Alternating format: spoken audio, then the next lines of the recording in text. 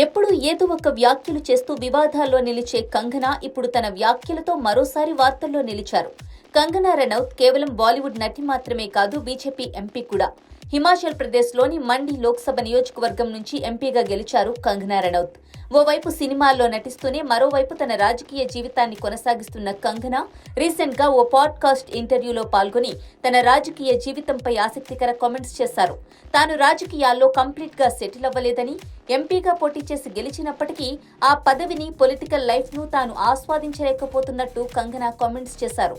రాజకీయ రంగం చాలా భిన్నమైనదని, అది తన నేపథ్యం కూడా కాదని, మహిళల హక్కులపై పోరాడిన తన దృష్టికి ప్రజలు తీసుకొస్తున్న సమస్యలు ఆశ్చర్యానికి గురిచేస్తున్నాయని ఆమె తెలిపారు.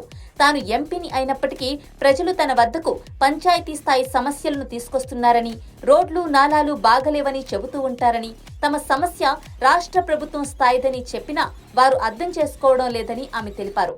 పైగా మీ సొంత డబ్బును ఉపయోగించి ప్రాబ్లం సాల్వ్ చేయమని ప్రజలు అంటున్నారని కంగనా అసహనం వ్యక్తం చేశారు.